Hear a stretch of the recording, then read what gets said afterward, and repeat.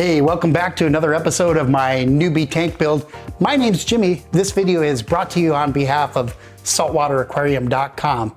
Now, normally if you're watching this channel, you're probably watching my good friend Mark, or you know him as Mr. Saltwater Tank. He's the guy who got me into this thing, and now I have a 200-gallon aquarium sitting in my office, but I don't know what to do. And that's what this series is all about. This is episode 4. So if you're following along, and there's been 3 before this, make sure you go back and watch them if this is the first time you're joining us. Hey, today we're gonna start talking about what to do underneath here, because I have no idea.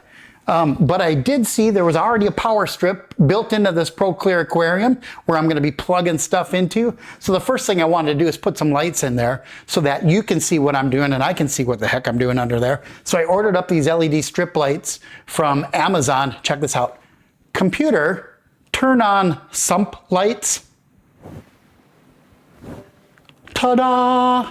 My Amazon Alexa turns them on, but they're not really too bright. So I'm actually looking for another solution that might be brighter. So if you have an idea, leave something in the comments where I can go and shop for maybe some better lights than these ones. It's cool that they turn on with Alexa. But anyway, we need to jump right into this because I've got this thing, a pump, and I don't know what to do with it. There's all kinds of plumbing underneath there and a sump where water's gonna flow back into the tank, but I really need some help. And fortunately for me, Mr. Saltwater Tank is on the other end of the hotline. So I'm gonna quick use the bathroom and then I'm gonna come back, get cleaned up and give him a call on the hotline. Stay with me. Let's give Mr. Saltwater a call and get some help with this pump. Mark, pick up the bat phone. Mark, pick up the red phone. The hotline. Yo, Mark. Yo, yo, yo. No, that's a... No, you don't. That's a red cup. That's not it. No, it's red. I mean, clearly Jimmy's in distress. Jimmy, what's going on? Hey, dude. What up? You don't seem very assured at this moment, hence why you're calling me, which is cool. I get it. What do I do with this? That's your return pump. Yeah, I saw it on the Mega Matrix. I see that you picked the same one that you picked in that series. But I got this whole sump down here, and I still got these things that I haven't put. I'm guessing one of them connects to this. And the words return pump means that the water from down there is going to get pumped through this back into the tank and out those little valvey things at the top. Sounds great. Catch you next time I'm out. Whoa, hang on there. No, seriously. Where does it go? where does it go now? His blood pressure just went, it was like coming down. It's like, it's going out. No, I mean, I kind of have an idea. Just looking at the diagrams, and actually I haven't even opened this box yet. It's sealed shut. So, new in box. New in box. All this new fancy stuff. But yeah, I'll get it out of here, and then it connects, and it sits in the sump somewhere and pumps water. Perfect. Tell you what, why don't you start opening the box and pull out what's inside, and I'll start talking you through return pumps. Why did you pick this thing out? Assuming you can multitask. I can cut the little tape here while we're talking. If you cut off a finger, we'll have it on camera. Safety scissors. Actually, they're not safety scissors, but yeah, so I got this. Oh, cool. I remember seeing this at the trade show. It's got that little dialy thing on it. Yep, so the return pump pushes water from, in your case, the sump back up into your tank. Now, some people have all-in-one tanks where the filtration is in the back. In that case, the return pump pushes water from the back chamber into the front part of the tank. So either way, you're pushing water from the filtration area back into the tank. Makes sense. Okay, so the good thing is it's the modern age, not the Bronze Age when you were born. It's the modern age. So now we have DC powered pumps, direct current, as opposed to AC powered pumps. When I started with saltwater aquariums, we only had AC pumps. Now, why does that matter? Well, because you had to buy a pump sized, you hope you got the math right, sized to your tank. And if it was too much, you had to put in some plumbing and try to bleed off some water because you couldn't control how much water was getting pumped out of the pump through electricity, through control type means. So every return pump has to do something. It has something called a head pressure rating. Have you heard of that? Sure. Sure. Head pressure, the amount of pressure. Right. So in your case, it has to pump water from the sump, which is basically on the floor, up into the tank, which say 5 feet up, just to make things easy. Yeah. Okay. So the pump has to have enough oomph, enough horsepower, like your car, to push water up into the tank, and not only like get water there, you want to get it there with some amount of velocity, so you're not like dribbling water out. Like you want to be pushing water through the filtration, so it's got to be able to push up against the force of gravity that's pushing down and do it at enough rate that it actually does something good for your tank. So every pump has a head pressure rating. With AC pumps, you had to choose one and hope that it was enough. You did some calculations and then you hoped it worked.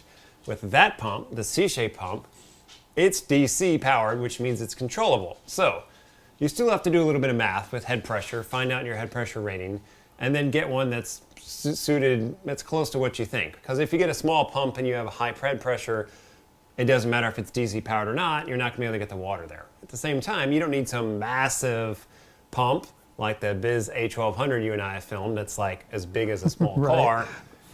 That's not gonna work, right? So you wanna get it in the ballpark, but with a DC pumps, you're like, oh, it's too much flow, you just turn it down a little bit, or I want more flow and you turn it up a little bit.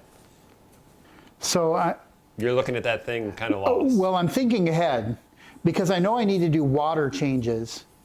And how I do water changes in my freshwater is I siphon it. So I just stick a hose in there and I suck a little bit or siphon, and then I dump it into a bucket. But I'm thinking I want to pump to a drain.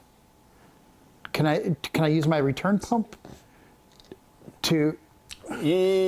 So you could. You'd have to do some fancy plumbing stuff, and then all you're going to do is pump out the water that's in the chamber where the sump, where that return pump sits in your sump. So you're not really. You might pump out like a couple gallons. Yeah. Well, because I mean, I want to go some distance. So I'm thinking that when I go to do water changes later, I want to pump it out of here instead of carrying buckets. Right. So we'll have a different C-shaped pump for that, the Zero, which is fantastic for that job. So I'm going to be getting another pump for that.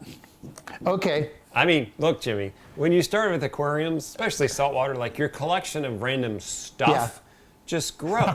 So you're on the cusp of it. Congratulations.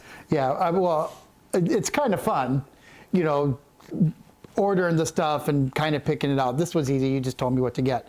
But I'm also noticing there's these feet down here that look like they would mount. Does it need? So those, you don't have to mount it. It actually comes with rubber feet that help absorb any vibration. So that's a DC pump. It's very well built. It's Italian made. There's a 5-year warranty on the thing, which is an important part of return pumps is you need to keep them clean. That's an easy thing to do. But at some point, especially if you don't keep them clean, they're going to fail. So the C-shaped pumps are very reliable. I've never had one fail. But they give you a 5-year warranty in case something does happen. And the other nice thing about DC pumps are some of them are smart. Like that C-shaped pump, if it's running dry, then it can sense that and it'll send you an alert on an app on your phone.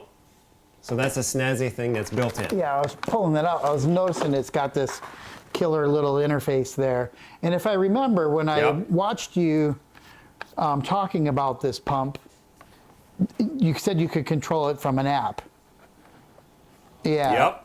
And that's cool. Yep. I mean, because you know, all of this stuff, as we talked about planning for this, I travel a lot. I'm out of town, you know, maybe a week, a month or something.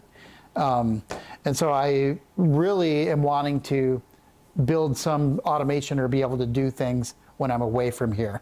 So that is exciting to me that I can access it on the app and know that it's pumping. So in my return pump's going to bring water back up and out of the top of this unit in the back of that's built into the tank. Is that Right. all the flow that I have in there?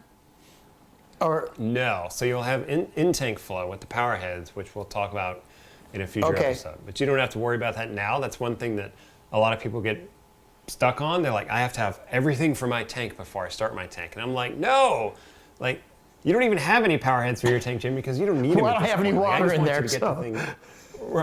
Well, okay, that's true too. Luckily you live in Florida. There's plenty of water. There's salt water right outside your door. But anyway, the point is, you need the basics to get it going, which you have, and then I tell people, like, get it going. Like, a tank needs time to mature, so even if you don't have lights over it or you don't have power heads in the tank, it doesn't matter. Just get the tank rolling. You can add those things later. So we talked about a few things on the last episode, and before I go any further, I wanted to ask you, because Mom Under Pressure on YouTube, that's her username, left in the comments, should I test it outside with water in it for leaks? Which I thought, I actually videoed you scraping away at seams in aquariums and saw that it takes a lot to make these things leak. And I'm hoping that they would know if they leak from the factory. But this thing's big and heavy. Once I start putting water in it, I can't move it, and if it had a leak, I wouldn't want to find out here in my office.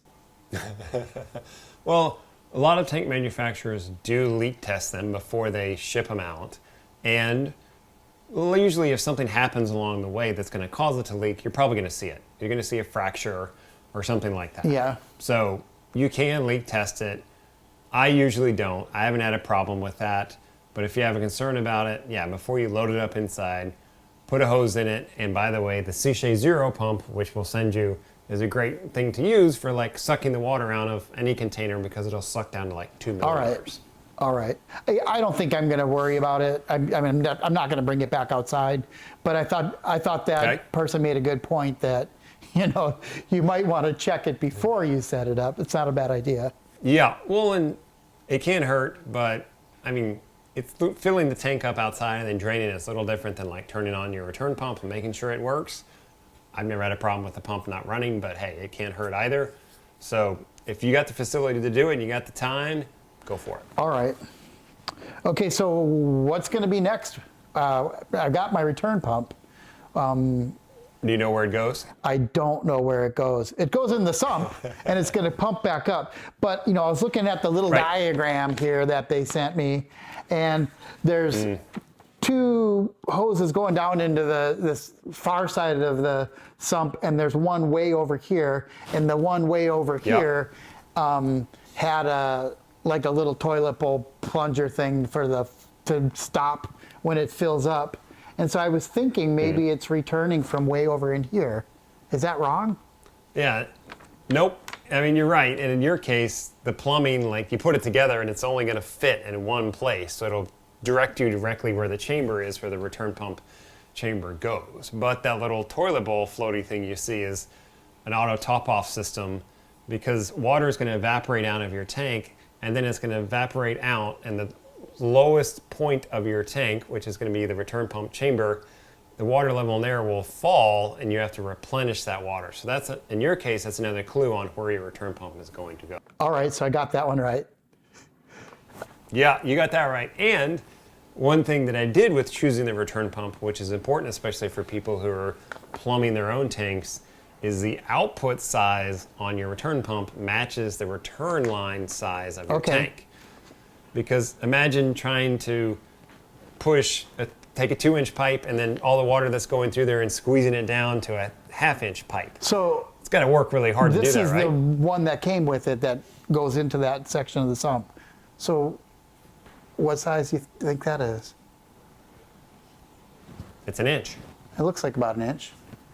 And so it's an inch. Okay, so it's 25 millimeters because it's metric, but it's roughly an inch. Yeah, so my return pump is going to go down here somewhere. Let me pick that thing up. So it's going to do something like this. Yep. Ooh.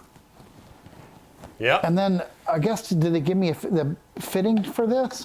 I guess there's something that, Now, there may be a fitting, or it may be you have to use a piece of soft plumbing between the two, because they don't know what return pipe everyone is going, which return pump everyone is going to use. But you're right, it's in that case the pump has a union on top, which is a plumbing fitting that screws into another plumbing fitting. You can disconnect it. all right. And that way it's because at some point you're going to want to take out your return pump and clean it. You don't want to have to cut the pipe to do that. You just unscrew the fitting and go. So this is threaded on this. This is where it's sucking water in then, right? Yep. And then I'm guessing this goes on here to keep this from pulling garbage in. Right. So it's called a strainer, which keeps it Oh, from look at sucking that. in what we call It's foreign threaded debris. right on. Yeah. Yeah. Yeah, look at that, comes on and off pretty easy, huh? There you go. There's a reason I chose the pump, Jimmy. The C-Shade makes great products, easy to use. Even first timers can figure it out. I think I'm doing okay. I'm ready to go put this thing in there, and but I got to do some plumbing first, Mark. Okay, great. We'll go do some plumbing. Catch up with me later. Bye. All right. I thought you would have freaked out at that, but he's like, No, cool. I have this diagram. Actually, why don't I give it a shot? okay, Let me give it a shot, sure. and then, Let's talk about basic plumbing parts. okay. And then you understand how it's all going to fit together. But certainly take a look at it. Look at your cool diagram, which I know you love to reference. I think you need to frame that and hang it on your wall. I when we're just done with think this it's so whole thing. silly because it's like worse than IKEA. There's like no words of anything. It's just, okay, this is a picture of it. Go do it. But, you know, and it is pretty straightforward. I mean, these things were threaded. I looked up under there, it's threaded, and it's going to go in one spot and thread in there. Yep. But then the one had O-rings and one didn't. I'm guessing it should have Yeah. an O-ring inside there. Depends on which end. Yeah, and then it's got these little doohickey valves. Turn it on and off. Valves. Yeah. All right. Well, you go fiddle with that, and then call me when you need me. All right, man. I really appreciate it. I'll get this thing going, and then once I get to the plumbing and have it in there, I'll give you a call. Yep. Okay. Done. All right, Mark.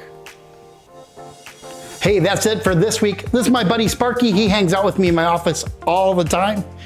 That's all we got this week. Next week, we're going to talk all about the plumbing in this thing. So here's a little sneak peek. I'm actually excited that I chose this large of a tank because I'm underneath in the sump area. I actually fit. Thanks again for watching. We'll have new episodes almost every week. Be sure and like and subscribe. And if you have comments or questions, be sure and leave them in the comments. We'll try to address them. And thanks again, and see you on the next episode.